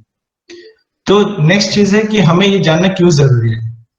ये इसलिए जरूरी होता है क्योंकि मैक्सिमम पेशेंट्स में रेस्पिरेटरी फेलियर और कार्डियक फेलियर डेथ के लिए कॉज होते हैं। तो इससे पहले कि हम लोग प्रॉपर डिजीज पे आए, पहले हम लोग थोड़ा हमारे लंग्स के बारे में जान ले कि कैसे सांस जाता है और कैसे मसल्स काम करते हैं। तो स्क्रीन के बाएं तरफ आप देख सकते हैं कि हमारे इंस्पिरेशन वाले मसल्स हैं। इंस्पिरेशन मतलब सांस अंदर लेने के लिए जो मसल्स काम करते हैं। तो मेन जो मसल काम करता है वो होता है डायफ्राम। डायफ्राम एक मसल होता है जो हमारे चेस्ट और एब्डोमेन को अलग करता है। तो ये मसल सबसे जरूरी मसल होता है जो हमारे सांस लेने में काम करता है। इसके साथ एक्सटर्नल इंटरकोस्टल मसल्स जो कि हमारे रिब्स के अंदर मसल्स होते हैं वो हेल्प करता है। और कुछ गर्दन में कुछ मसल्स होते हैं जैसे कि स्टर्नोक्लेइडोमास्टोइड और स्केलिनी मसल्स, जो कि जब ज्यादा जरूरत पड़ता है सांस लेने के लिए तो तब वो हमें सांस लेने में मदद करते हैं। अब ये हुआ सांस लेने के बारे में। जब हम सांस छोड़ते हैं बाहर तो नॉर्मली वो एक पैसिव प्रोसेस होता है। मतलब अगर आप एक रबर बैंड को अगर आप ले लो तो रबर बैंड को आप जब खींचते हो तो आपको एनर्जी यूज करना पड़ता है, लेकिन अगर आप उसको छोड़ देते हो तो ऑटोमेटिकली वो कोलैप्स कर जाता है। उसी तरह से लंग्स भी वैसे ही काम करता है। लंग्स के एक्सपिरेशन के लिए, सिकुड़ने के लिए हमें कोई मसल्स का यूज करना नहीं पड़ता है, वो एक पैसिव प्रोसेस होता है। हाँ, जब हम जोर से सांस छोड़ते हैं बाहर तब कुछ मसल्स हमारे काम में आते हैं और वो मसल्स यूजुअली होते हैं पेट के मसल्स, एब्डोमिनल मसल्स जिसे हम बोलते हैं, और एक जो रिब के अंदर होते हैं इंटरनल इंटरकोस्टल मसल्स। तो ये सब मसल्स बहुत जरूरी हैं क्योंकि ये सब मसल्स हमारे मस्कुलर डिस्ट्रॉफी बीमारी में धीरे धीरे इफेक्ट होते हैं। तो जैसे कि मैंने बताया, जब हम लोग सांस अंदर लेते हैं, जैसे कि आप भी खुद भी कर सकते हैं, जब आप सांस अंदर लेते हैं तो आपकी जो चेस्ट होती है वो फूलती है बाहर, और इसके साथ जो डायफ्राम होता है, जो मैंने बोला एक मसल होता है जो कि हमारे चेस्ट और एब्डोमेन को जो अलग करता है, वो भी नीचे जाता है। तो पूरा जो हमारा थोरैक्स होता है, पूरा जो चेस्ट होता है वो फूलता है, और जब हम सांस बाहर छोड़ते हैं तो ये वापस अंदर की तरफ सिकुड़ता है और डायफ्राम भी ऊपर जाता है, जिसकी वजह से सांस बाहर जाती है। तो ये सब हम लोग जो हमारे लंग्स है, बेसिकली ये सब इतना सब कुछ क्यों होता है? दो चीज होते हैं। एक काम है जो मेन काम होता है लंग्स का, एक है बॉडी में ऑक्सीजन देना, सेकंड है जो खराब गैस है जो कि जिसको हम कार्बन डाइऑक्साइड बोलते हैं उसको बाहर निकालना। तो ऑक्सीजन जब देता है हम उसे ऑक्सीजनेशन बोलते हैं, और कार्बन डाइऑक्साइड बाहर निकालने को हम लोग वेंटिलेशन बोलते हैं। अब हम लोग हमारा जो टॉपिक है आज का मस्कुलर डिस्ट्रॉफी, उसके ऊपर हम लोग आते हैं। तो जैसे आप सबको ही ये मालूम है कि जब पहले स्टार्ट होता है बीमारी तो पहले लोअर लिम्ब मसल्स यानी कि पैरों की तरफ से शुरू होता है, फिर shoulder muscles, distal limb muscles, और फिर अंत में रेस्पिरेटरी मसल्स यानी फेफड़ों के मसल्स यूजुअली अफेक्ट होते हैं। और अगर देखा जाए, अगर ज्यादा कुछ ट्रीटमेंट ना किया जाए तो 10-11 उम्र के आसपास, जब 10-11 साल के होते हैं तब वो यूजुअली व्हील चेयर पे आ जाते हैं, और धीरे धीरे फिर उनकी रीढ़ की हड्डी टेढ़ी होने लगती है जिसे हम स्पोलियोसिस बोलते हैं, और उसके साथ सांस लेने में भी तकलीफ होती है। जब सांस लेने में तकलीफ होती है तो क्या होता है, पेशेंट एक्चुअली हमारा बॉडी ऐसे बना है कि हमें कुछ वॉल्यूम ऑफ एयर अंदर लेना है। सपोज आप पकड़ लीजिए 500 ml या 400 ml का हवा में अंदर लेना होता है। जब हमारे मसल्स कमजोर हो जाते हैं तो हम उतना अमाउंट का एयर अंदर नहीं ले पाते हैं। तो जब उतना अमाउंट का एयर नहीं ले पाते हैं, हमारा बॉडी उसे सेंस करता है, और जब वो सेंस करता है कि जितना हमें लेना चाहिए वो नहीं ले पा रहा है, तो हमारे मिनट में जितने बार हमें सांस लेना चाहिए वो अपने आप बढ़ने लगता है। तो इसे हम बोलते हैं रैपिड शैलो ब्रीदिंग। यानी सांस गहरा नहीं होता है, हल्का हल्का सांस होता है और नंबर बढ़ जाती है। जैसे कि आप अभी देख सकते हैं एक पिक्चर में कि ये जो छोटे छोटे पहाड़ हुए हैं ये सब है नॉर्मल सांस, और फिर जब हम एक डीप लंबा सांस लेते हैं, नॉर्मल पेशेंट नॉर्मल जो होते हैं तो एक लंबा बड़ा सा सांस आता है। लेकिन ये सेम चीज जब मस्कुलर डिस्ट्रोफी में होता है तो देख सकते हैं कि ये जो छोटे छोटे पहाड़ थे ये और छोटे छोटे हो गए और ज्यादा करीब आ गए हैं। तो इसी वजह से हमारा जो जितना एयर डिलीवर होना चाहिए, जितना एयर पहुंचना चाहिए लंग्स में, वो पहुंच नहीं पाता है और धीरे धीरे प्रॉब्लम्स शुरू होने लगती हैं। वैसे आगे देखा जाए तो डीएमडी जो मस्कुलर डिस्ट्रोफी है इसमें कार्बन डाइऑक्साइड का जमना बॉडी में इतना कॉमनली नहीं होता है, यूजुअली ये थोड़ा लेट में होता है। कब होता है? जब हमारा डायफ्राम इफेक्ट होता है। तो क्योंकि हमारे मस्कुलर डिस्ट्रोफी इस वाले बीमारी में डायफ्राम बहुत लेट में इन्वॉल्व होता है, इसलिए यूजुअली कार्बन डाइऑक्साइड बॉडी में इतना जमा नहीं होता है। और एक चीज जो हमें ध्यान में रखना होगा कि सोने के वक्त जब हम सोते हैं तो हमारे सभी मांसपेशियां ज्यादा रिलैक्स कर जाती हैं, इवन डायफ्राम में। तो तब हो सकता है कि पेशेंट्स को रात के टाइम में हमारे ऑक्सीजन ज्यादा कम हो जाए और कार्बन डाइऑक्साइड बढ़ जाए। तो हमें इस चीज के बारे में भी थोड़ा सावधान रहना पड़ेगा कि रात में पेशेंट कैसे सांस लेता है, उसकी मूवमेंट कैसे है, तो वो सब पे भी हम थोड़ा बहुत बात करेंगे। तो लास्ट में क्या होता है पेशेंट्स के जो लंग्स होते हैं वो अच्छे से फूल नहीं पाते क्योंकि ऑक्सीजन आ नहीं पाता है, मसल्स वीक हो जाते हैं। तो जितने ऑक्सीजन आना चाहिए उससे बहुत कम आता है। पेशेंट खांस नहीं पाता है, जो अपने अंदर में उसके जो सिक्रेशंस रहते हैं, जो अंदर बलगम रह जाता है, तो वो बाहर निकाल नहीं पाता है, वो अंदर रह के ज्यादा इन्फेक्शन करता है। ऑक्सीजन कम हो जाता है, कार्बन डाइऑक्साइड बढ़ता है। रात के टाइम में ज्यादा प्रॉब्लम होता है। सोने के वक्त कार्बन डाइऑक्साइड बढ़ सकता है, सोने के वक्त भी ब्रीदिंग के प्रॉब्लम्स हो सकते हैं, और लास्ट में हम जिसे बोलते हैं रेस्पिरेटरी फेलियर, वो भी हो सकता है। तो अगर संक्षेप में सब कुछ देखा जाए तो 3 टाइप के मसल्स हमारे लंग्स के लिए जरूरी है, जो कि लंग्स में किसी ना किसी तरीके से इफेक्ट डालता है। एक है जो कमर या कि पीछे पीठ के मसल्स, जो कि अगर कमजोर हो जाते हैं तो हमारी रीढ़ की हड्डी टेढ़ी हो जाती है, जिसे हम स्कोलियोसिस बोलते हैं, और हमारा चेस्ट वॉल जो है वो इतना फूल नहीं पाता है।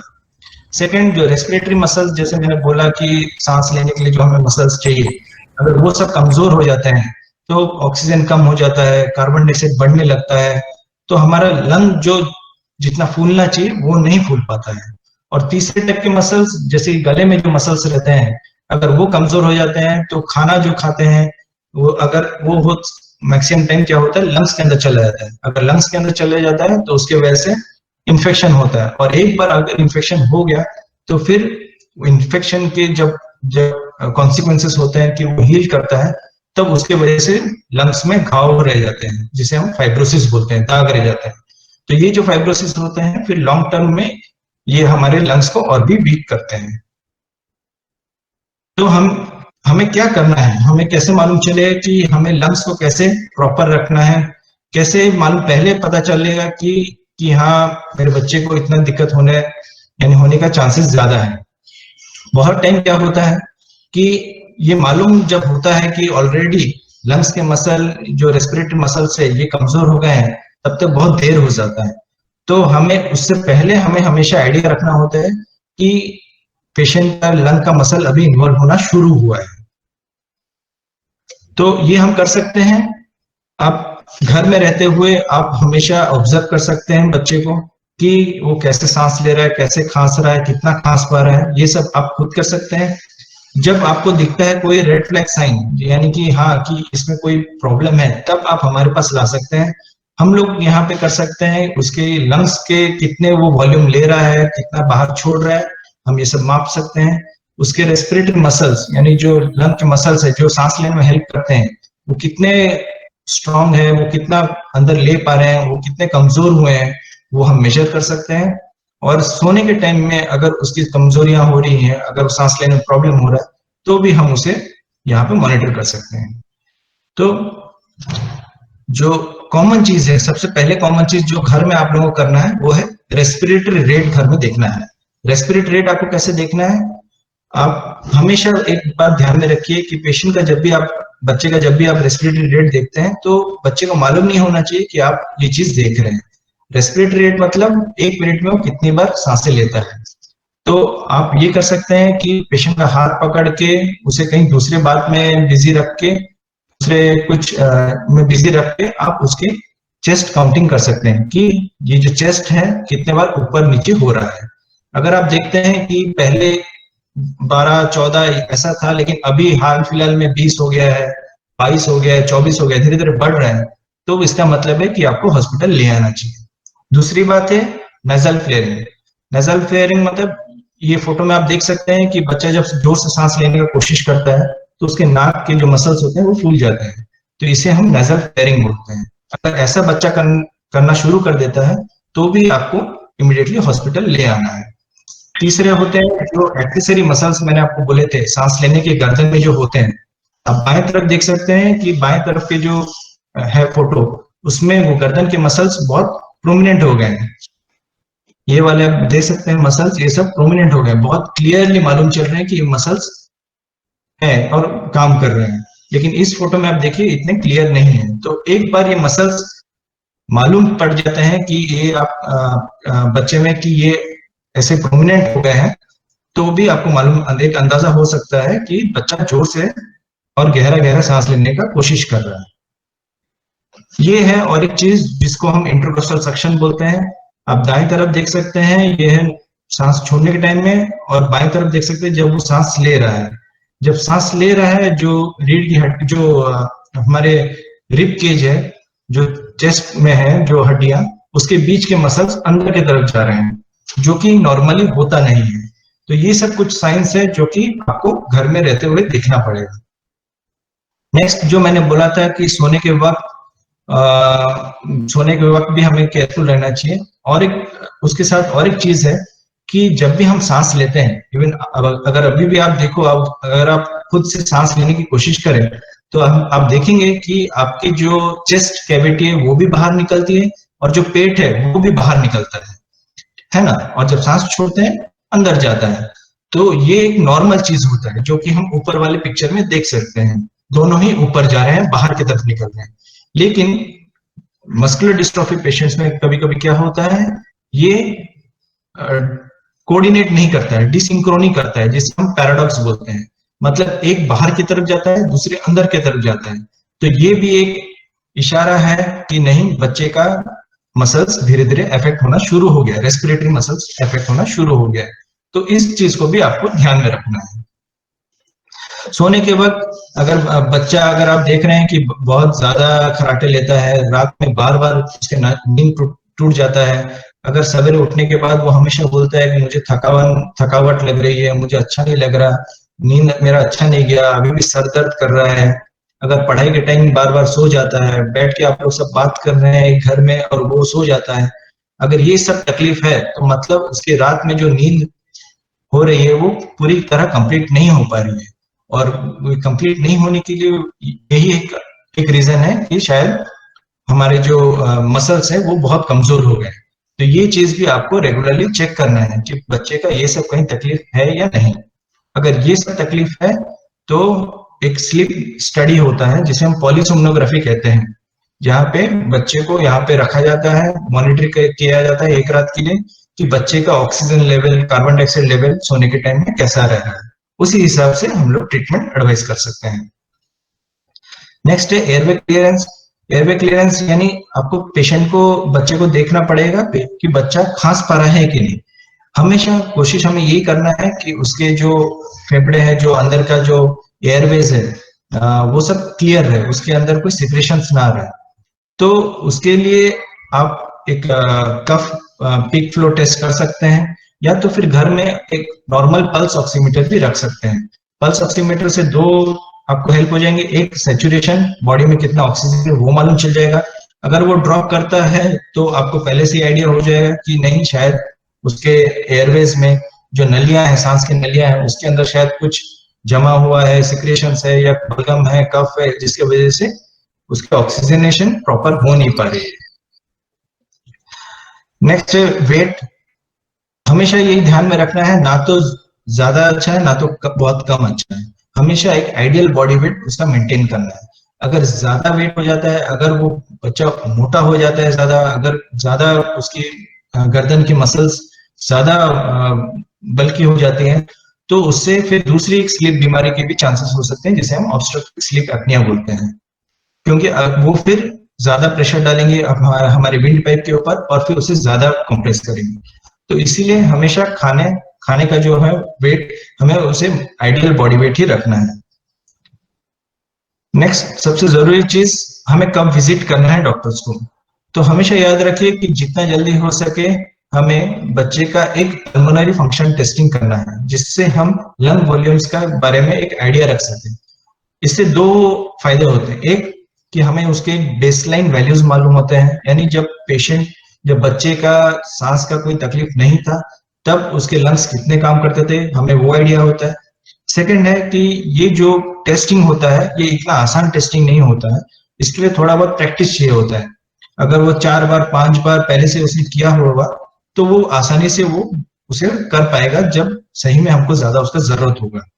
तो जैसे ही जितना जल्दी हो सके हमें एक लंग फंक्शन टेस्ट करा लेना चाहिए।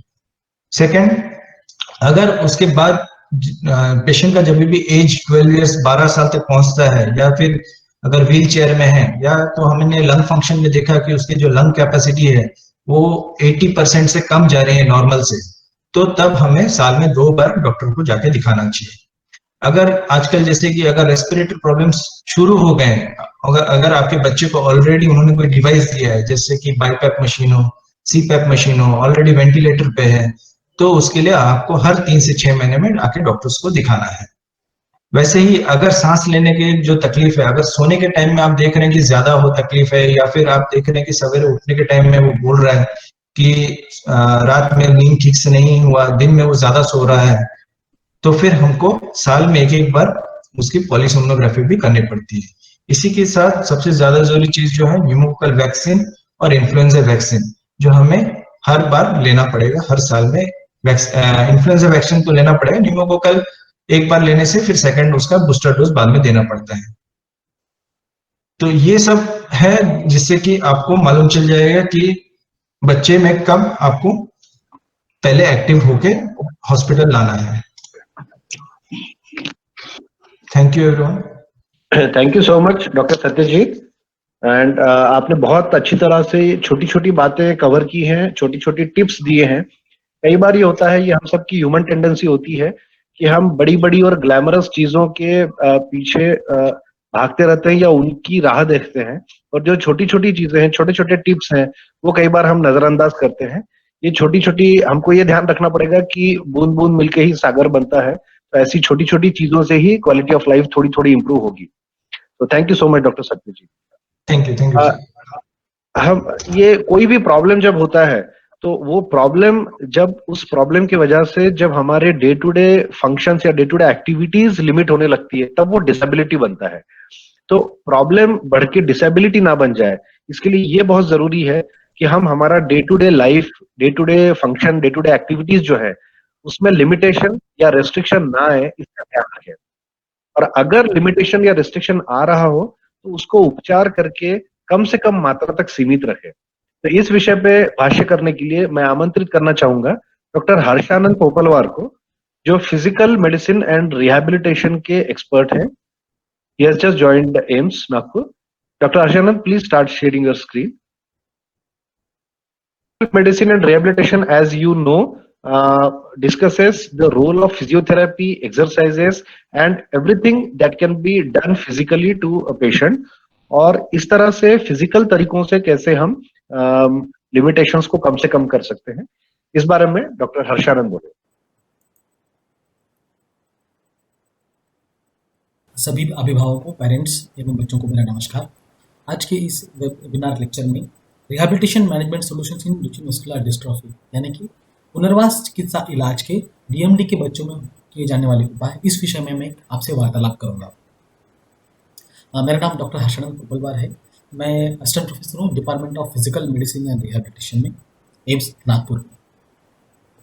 तो दोस्तों, अभी आपने देखा कि जहाँ पे मेडिकल क्योर या में लिमिटेशंस होती है, ट्रीटमेंट कम नहीं होता है, उस समय पुनर्वास इलाज ही एकमात्र चारा है जिससे हम मरीज की जीवन की गुणवत्ता को सुधार सकते हैं। तो व्हाट इज अ रिहैबिलिटेशन, यानी वर्ल्ड हेल्थ ऑर्गेनाइजेशन जागतिक आरोग्य संगठन, उसके मुताबिक, ये मैंने हिंदी में स्वर अनुवाद करने की कोशिश की है, पुनर्वास यानी विविध उपाय जो दिव्यांग व्यक्तियों को अपनी दिव्यांगता के साथ कामकाज को प्राप्त करने और अपनी शारीरिक एवं मानसिक क्षमता बनाए रखने के लिए सहायता करते हैं।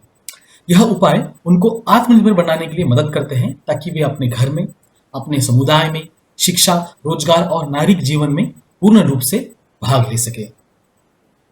दोस्तों, ये पुनर्वास इलाज कौन करता है? जैसे आप इस स्लाइड में देख पा रहे हैं, physical medicine and rehabilitation specialist यानी भौतिक चिकित्सा एवं पुनर्वास विशेषज्ञ। यह एक भौतिक चिकित्सा एवं पुनर्वास एक मॉडर्न मेडिसिन यानी कि एलोपैथिक मेडिसिन, एलोपैथिक चिकित्सा की एक नई इकाई है जिसमें एमबीबीएस के बाद एमडी डॉक्टर्स रिहैबिलिटेशन का इलाज निर्धारित करते हैं। तो ये किस तरह से काम होता है, हाउ डज इट वर्क्स? तो बेसिकली एक टीम अप्रोच होता है और टीम के अंदर बहुत सारे पैरामेडिकल यूनिट्स होते हैं, जैसे कि physical therapist, occupational therapist, orthotist, medical social worker, clinical psychologist, dietitian, vocational counsellor इत्यादि। तो ये पूरी एज ए टीम, और रिहैबिलिटेशन का जो मेन ट्रीटमेंट होता है पीएमआर स्पेशलिस्ट डिसाइड करते हैं, और इस यूनिट के बाकी टीम मेंबर्स पूरी रिहैबिलिटेशन की हर एक अंग को एड्रेस करते हैं, उसका इलाज करते हैं। तो जैसे अभी हम हमारे ओरिजिनल टॉपिक पे आते हैं, कॉम्प्लिकेशंस इन डीएमडी, यानी डीएमडी के बच्चों में क्या क्या दिक्कतें होती हैं। जैसा अभी पुराने लेक्चर्स में आपने देखा, कार्डियक कॉम्प्लिकेशंस होते हैं, रेस्पिरेटरी कॉम्प्लिकेशंस होते हैं, इसके बारे में आपको बहुत विस्तार से बताया गया। नाउ न्यूरोमस्कुलर कॉम्प्लिकेशन यानी मांसपेशियों की दिक्कतें और रोजमर्रा के कामों में होने वाले डिफिकल्टीज, इसके बारे में मैं थोड़ा सा विस्तार से चर्चा करूंगा। इसके अलावा न्यूट्रिशनल कॉम्प्लिकेशंस, साइकोसोशल कॉम्प्लिकेशंस के बारे में भी मैं कुछ बात करूंगा आपसे। तो जैसे आप इस स्लाइड में देख पा रहे हैं, रिहैबिलिटेशन मैनेजमेंट का प्लान हम डीएमडी के बच्चों की अलग अलग स्थिति को देखते हुए प्लान करते हैं, या उसकी डिसीज की सिवियरिटी यानी किस स्टेज में डिसीज है उसके हिसाब से रिहैबिलिटेशन ट्रीटमेंट प्लान होता है। जैसे कि अभी आपने देखा, लेवल 1 में बच्चा आपका रिसेंटली डायग्नोस हुआ है और उसमें एज सच कोई रिसेंट मैनिफेस्टेशंस या कमजोरी नहीं हुई है। दूसरा है लेवल 2, जिसमें थोड़ा सा आप देख पा रहे हैं कि थोड़ा सा मांसपेशियों में कमजोरी है और उसमें बच्चों की चलने की क्षमता में थोड़ा सा दिक्कत आई है। तीसरे में असिस्टिव डिवाइसेस, सपोर्टिव डिवाइसेस से बच्चा चल रहा हो। चौथे एवं 5वें स्टेज में बच्चा व्हील चेयर पे आया हो। ये ambulation function classification system for DMD, इसके हिसाब से हम एक एक से रिहैबिलिटेशन ट्रीटमेंट प्लान डिसाइड करते हैं। तो जैसे मैनेजमेंट इन लेवल 1, जिस तरह से लेवल 1 में आप देख पा रहे हैं, walks with normal speed and posture, इस चीज में डेली सब मैक्सिमल स्ट्रेंथनिंग एक्सरसाइज आपको 15 से 20 मिनट करनी है। सब मैक्सिमल मतलब बच्चे की जितनी कैपेसिटी है उससे कम। ये इसलिए जरूरी है कि अगर आप पूरी तरह से 100% एक्सरसाइजेस करेंगे तो मांसपेशियां पहले से ही कमजोर होती है, वो जल्दी थक जाएंगी, जल्दी फटीग आ जाएगा। दूसरा है daily range of motion exercises, इसमें आप हाथ और पैरों की जो जॉइंट्स होते हैं उसमें रेंज ऑफ मोशन एक्सरसाइजेस आपको करानी है। तीसरा है साइकिलिंग, अगर आपका बच्चा अलाउ करता है, अगर आपको कोऑपरेट करता है तो आप डेली साइकिलिंग एवं स्विमिंग भी कर सकते हैं। स्विमिंग इसलिए जरूरी होती है कि पानी के अंदर की जो वाटर बॉयंसी होती है, उसमें पानी के अंदर शरीर का वजन थोड़ा सा कम होता है, तो एक्सरसाइज करने में थोड़ी सी आसानी होती है। लेकिन इसमें यही है कि एडिक्वेट प्रिकॉशंस आपको ध्यान में रखना है। दूसरा सबसे महत्वपूर्ण है डेली ब्रीदिंग एक्सरसाइजेस 5 से 10 मिनट। ब्रीदिंग एक्सरसाइजेस में के बारे में मैं विस्तार से आने वाले स्लाइड्स में आपको बताऊंगा। तो ये सब चीजें एक डायरी में आपने मेंशन करनी है, और ये डायरी के संदर्भ में भी और भी चीजें इंक्लूड करनी है आपने, इसके बारे में भी मैं अंत में बताऊंगा।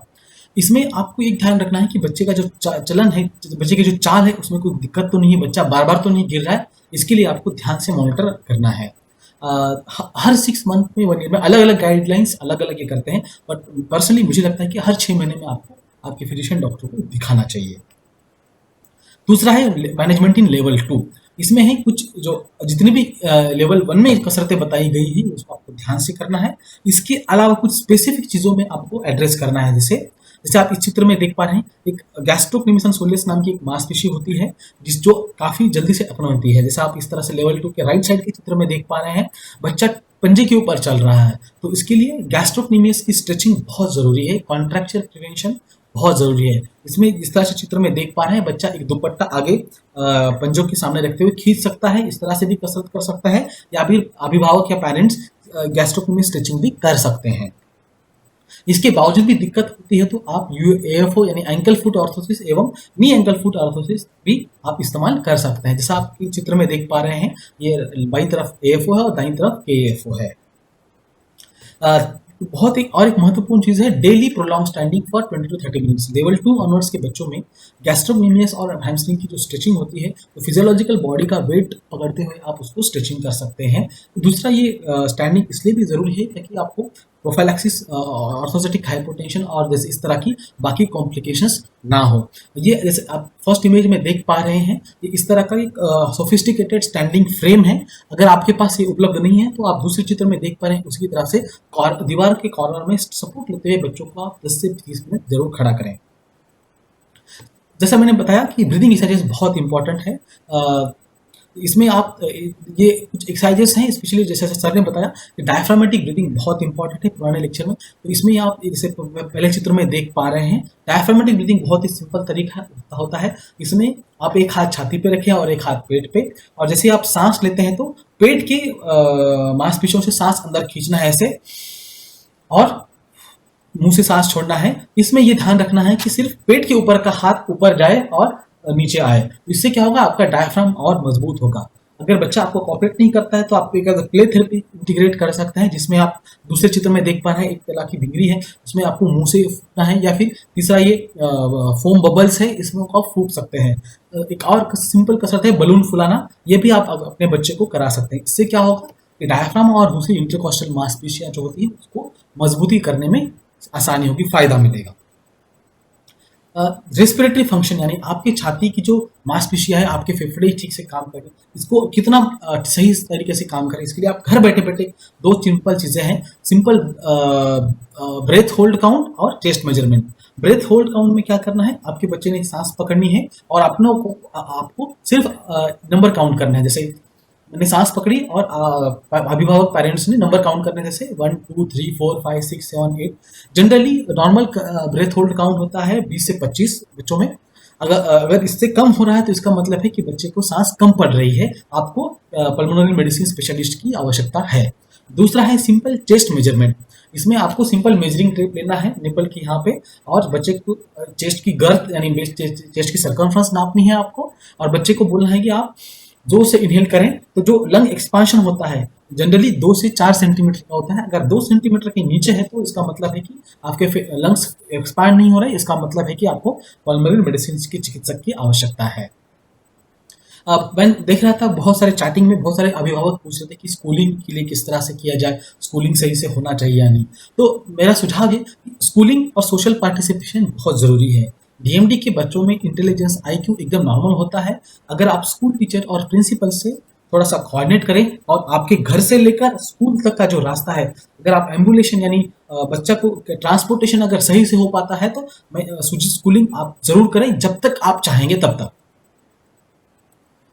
बेसिक पल्मोनरी फंक्शन टेस्ट और पीरियोडिक इवैल्यूएशन ऑफ ECG ये लेवल 2 के बाद बहुत जरूरी है, जैसे सर ने बताया 6 मंथ में या 1 साल में। मैनेजमेंट इन लेवल 3, आप लेवल 3 में आप इस तरह से देख पा रहे हैं, थोड़ा सा प्रोग्रेसिव वीकनेस होता है पैरों में और हाथों में, और बच्चा सिर्फ थोड़े समय तक थोड़े डिस्टेंस तक ही चल पाता है। तो इसके लिए असिस्टिव डिवाइसेस बहुत क्रूशियल होते हैं, इंपॉर्टेंट रोल होता है। जैसे आप इस तरह से देख पा रहे हैं, ये व्हील्ड वॉकर है जिसमें आगे चक्के होते हैं, या फिर दूसरा अलग तरह का सिटिंग वॉकर है। तीसरा है ये सिंपल, जैसे गांव में आपने बहुत सारी जगह पे देखा हो, ये लकड़ी के 3 व्हील वॉकर होते हैं, ये भी बहुत ही कारगर साबित होते हैं। इससे आप बच्चों को जरूर चलाएं। रेस्पिरेटरी इवैल्यूएशन आप पीरियडिकली मोर फ्रिक्वेंटली लेवल 3 के बाद जरूर करें, और ग्रेजुअल इंक्लूजन मतलब व्हीलचेयर की सहायता, व्हीलचेयर का यूज इस्तेमाल के लिए आप जरूर थोड़ा सा ये चीज भी ख्याल में रखें। मैनेजमेंट में लेवल 4 में बच्चा अपने आप चल नहीं पाता है, मांसपेशियां काफी ज्यादा कमजोर होती है, लेकिन बच्चा व्हीलचेयर आराम से चला सकता है। जिस तरह से आप इस स्लाइड में देख पा रहे हैं, तो जनरली हमारे यहाँ पे बहुत सारे अभिभावक कि मेरा बच्चा व्हीलचेयर पे आ गया तो मतलब मेरा बच्चा अपंग, विकलांग हो गया, दिव्यांग हो गया। तो एक हमारा इंडिया में स्पेशली माइंडसेट बहुत अलग है। तो जैसे ही अगर आप इस्तेमाल व्हीलचेयर करना चालू करेंगे तो ये व्हीलचेयर आपको मोबिलिटी के लिए बहुत यूजफुल होगा। इससे आपका जो मोबिलिटी मूवमेंट का जो प्रॉब्लम है वो सॉल्व हो जाता है। तो आपको बाकायदा व्हीलचेयर को इस्तेमाल करते हुए व्हीलचेयर को as a symbol of disability या विकलांगता का सिंबल ना दर्शाते हुए उसको आपको रोजमर्रा के कामों में अच्छे से इस्तेमाल करना है। दूसरी एक बहुत ही इंपॉर्टेंट चीज मैं कहना चाहूंगा कि स्कोलियोसिस। सबसे पहले आप ये समझ लीजिए कि बच्चों में स्कोलियोसिस क्यों होता है और स्कोलियोसिस क्या है।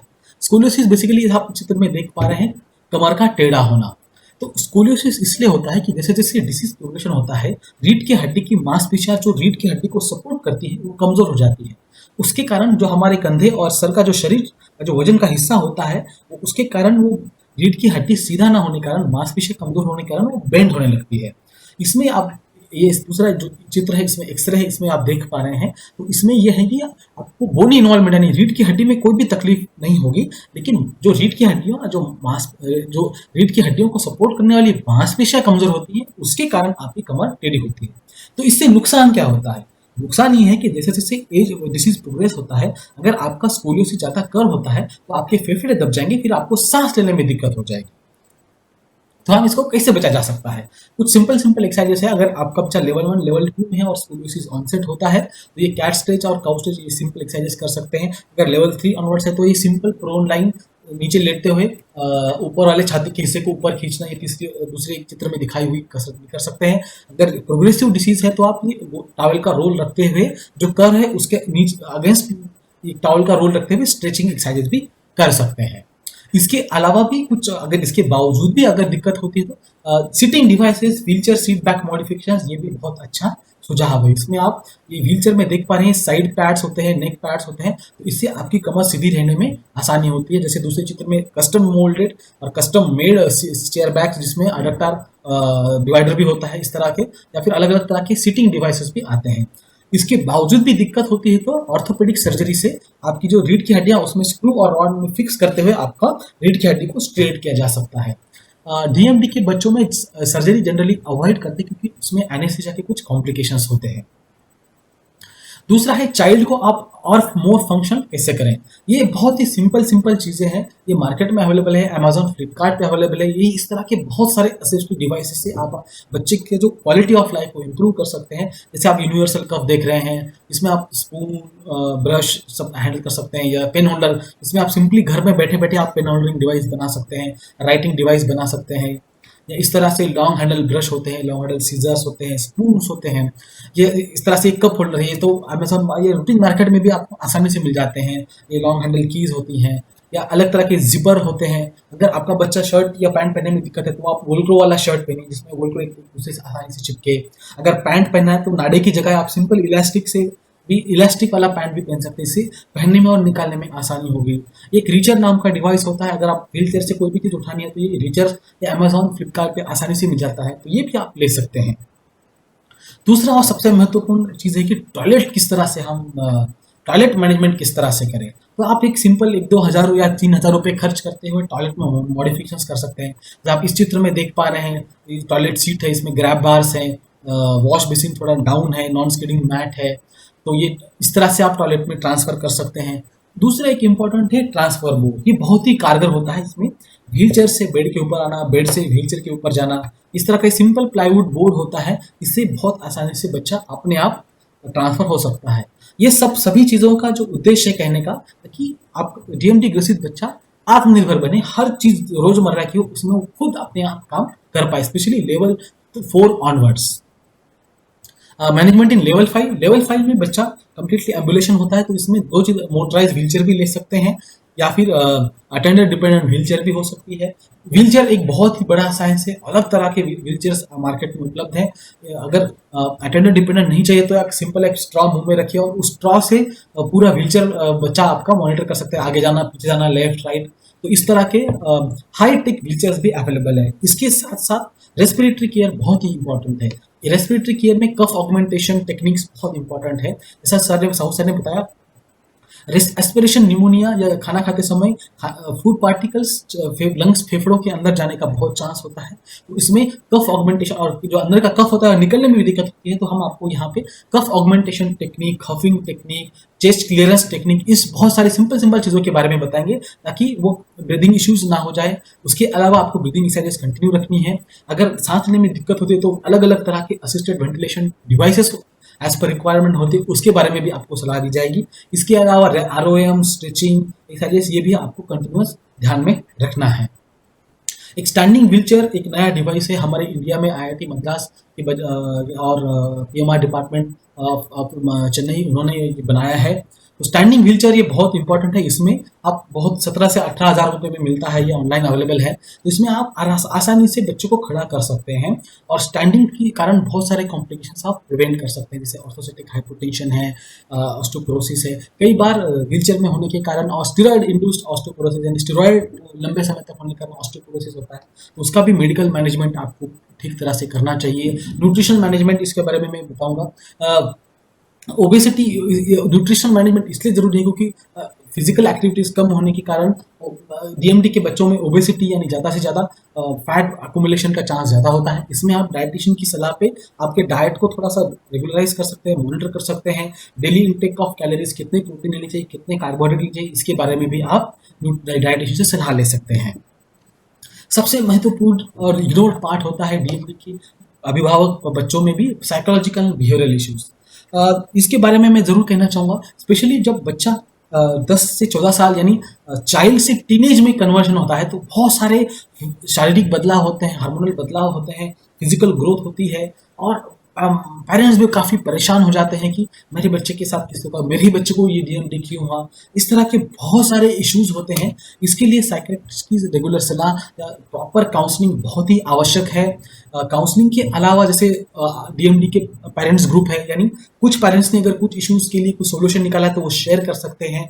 पीर सपोर्ट ग्रुप या पेरेंट सपोर्ट ग्रुप ये इसमें बहुत अच्छी भूमिका निभाते हैं। तो साइकोलॉजिकल एंड बिहेवियरल इश्यूज को एड्रेस करना भी उतना ही जरूरी है जितना मेडिकल मैनेजमेंट और रिहैबिलिटेशन मैनेजमेंट।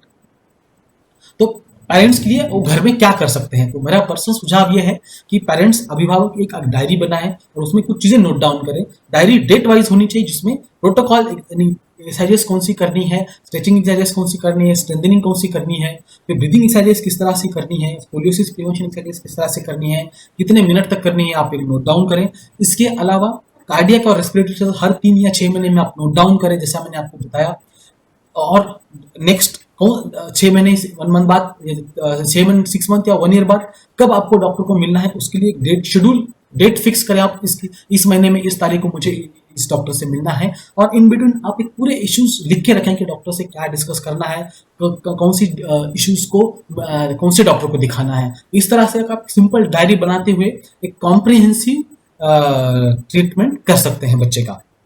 तो टू समराइज, रिहैब मैनेजमेंट हमेशा आत्मनिर्भर बनाने के लिए और क्वालिटी ऑफ लाइफ को इम्प्रूव करने के लिए होता है, और ये चाइल्ड को आत्मनिर्भर बनने में बहुत अच्छे से मदद करता है। Comprehensive medical as well as rehab management, ये DMD के बच्चों का अधिकार है, इसमें बहुत अच्छे से हम काम कर सकते हैं।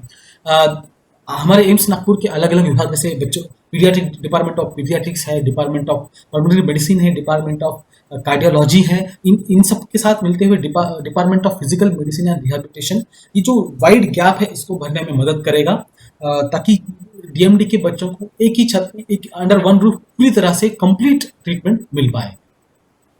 तो every child is special. Thank you for listening. Thank you parents, आपने मुझे सुना। थैंक यू वेरी मच, बहुत बहुत शुक्रिया। Thank you so much doctor Harshanand. एंड इसी के साथ हम आज के सेमिनार की समाप्ति की तरफ बढ़ रहे हैं। 4 लेक्चर्स आपने सुने, और जैसा कि चैट बॉक्स से जाहिर है कि आपके मन में काफी सवाल आए हैं, और हमारे डॉक्टर्स जो हैं वो इन सारे सवालों का जवाब देने की कोशिश करेंगे।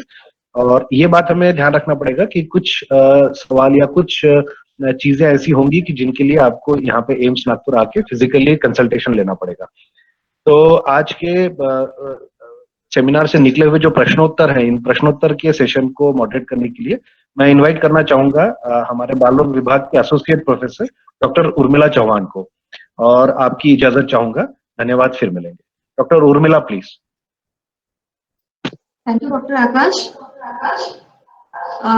जैसे कि हम चैट बॉक्स में देख रहे हैं, बहुत सारे क्वेश्चंस हैं हमारे अभिभावकों के मन में, लेकिन समय के कम चलते हम उसमें से कुछ ही क्वेश्चन ले पाएंगे। तो जैसे कि मैं देख रही हूँ कि बहुत सारे सवाल जो है स्टीरॉइड से रिलेटेड है। स्टीरॉइड्स को देने से क्या नुकसान होगा, वेट गेन होगा क्या, या कुछ दिन तक स्टीरॉइड दे के बाद में बंद किया तो चलेगा क्या, ऐसे बहुत सारे क्वेश्चंस हैं पेरेंट्स के मन में। मैं चाहूंगी डॉक्टर शिखा जैन मैडम को कि इन सवालों को मैडम प्लीज एड्रेस करेंगे। Thank you doctor Urmila. पहले मैं सभी पेरेंट्स को धन्यवाद देना चाहूंगी कि वो इस प्रोग्राम को अटेंड किए बहुत ही बड़े नंबर में। और जहां तक स्टीरॉइड का सवाल है, मैं ये कहना चाहती हूँ कि शुरू से ही मैं देख रही हूँ, जो भी मेरा करियर रहा है, कि पेरेंट्स स्टीरॉइड को लेके बड़ा मन में भेद रखते हैं। उनको लगता है कि इसके कारण से कई सारे साइड इफेक्ट होंगे, इससे ऐसा होगा वैसा होगा। जबकि मैं कहना चाहती हूँ कि अगर आप रेगुलर डॉक्टर से मिलते हैं तो आप उनको अपनी समस्याएं बता सकते हैं कि स्टीरॉइड स्टार्ट करने के बाद बच्चे का वजन बढ़ रहा है या आंख में तकलीफ हो रही है। हम उनको मॉनिटर कर सकते हैं, उनके होने से पहले, उनके बढ़ने से पहले ही हम देख सकते हैं कि बच्चे को तकलीफ हो रही है और हम डोज उसका एडजस्ट कर सकते हैं। मैं बिल्कुल मानूंगी कि स्टीरॉइड के अपने साइड इफेक्ट हैं, लेकिन मैं ये भी बोलना चाहूंगी कि स्टीरॉइड ही एक ऐसी दवाई है जो कि अभी अवेलेबल है, जिससे डिसीज मॉडिफिकेशन जिसको हम बोलते हैं, जो कि हम थोड़ा बहुत भी अगर इस बीमारी को बढ़ने से अभी हम रोक सकते हैं तो वो स्टीरॉइड है। और दवाइयां पाइपलाइन में है, जैसा कि मैंने आपको बताया, कई सारी दवाइयां आ रही हैं।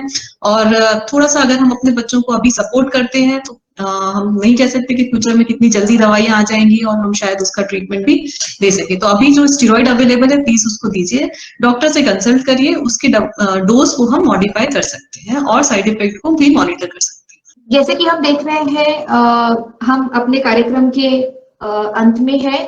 काफी सारे सवाल हमारे अभिभावकों के मन में अभी भी है, जिनको एड्रेस करने के लिए एम्स नागपुर की टीम हमेशा ही तत्पर रहेंगी।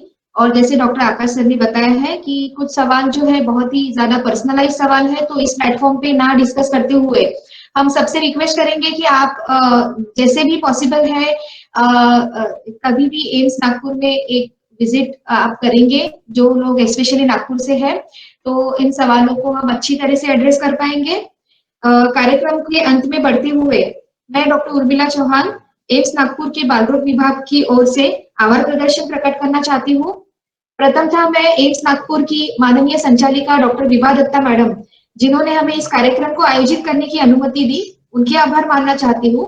हमारे सभी वक्ता जिन्होंने हमें मस्कुलर डिस्ट्रॉफी के बारे में उपयुक्त जानकारी देके हमें मार्गदर्शन किया है, उन सभी का मैं शुक्रिया अदा करना चाहती हूँ।